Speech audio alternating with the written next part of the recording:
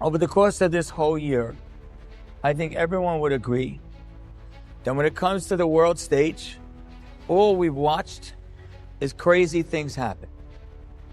In all honesty, even with the benefit of 9 months of hindsight, what happened on October 7th doesn't really make actual sense.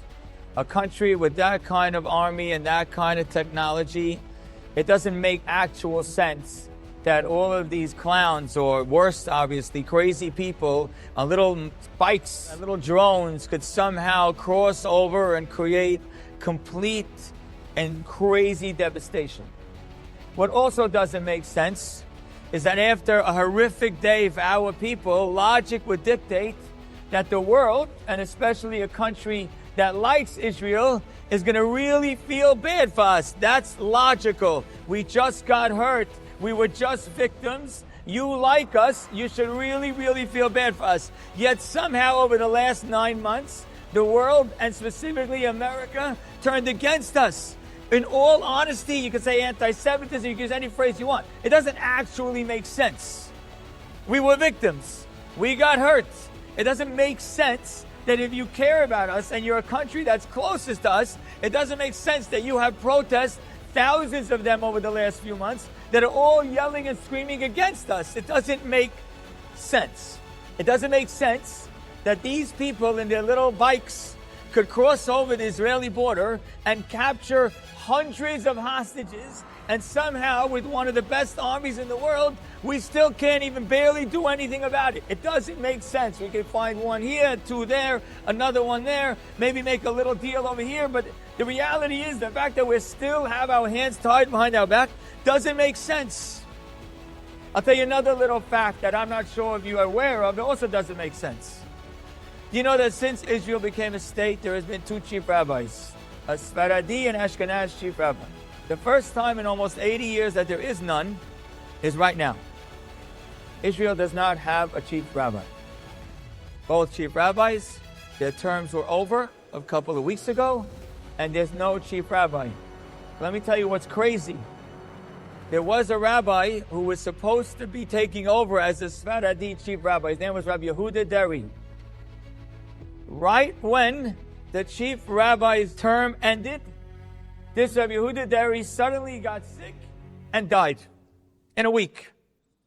It was fine before. Big Talmid Chacham.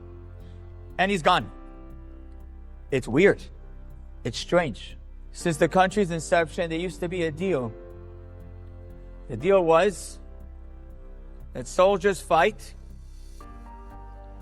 and students learn. That was the deal. Somehow, in the last month, for the first time since the country began, the deal is off the table. I don't care which side you're on. The fact that we're here is strange. Then that brings me to the United States of America. Close to 4 years ago, Donald Trump lost the election. I don't know if anyone here follows the news, but if you follow the news, in the following months after he lost the election, the man was as low and like no one would even say his name. Forget Republicans wouldn't say his name. I don't even think his kids wanted to be related to him. Like not a word. He was like gone completely out of the story. And somehow all of a sudden, he's the front runner for president again. That's strange. We have a president right now in office that literally doesn't know people's names. He doesn't know how to talk. He can't say a straight sentence. If he were to walk in this room right now and come up to the stage and shake my hand, he would say, "Hi, Rabbi Mansour." That's what he would do. He has no idea what's going on.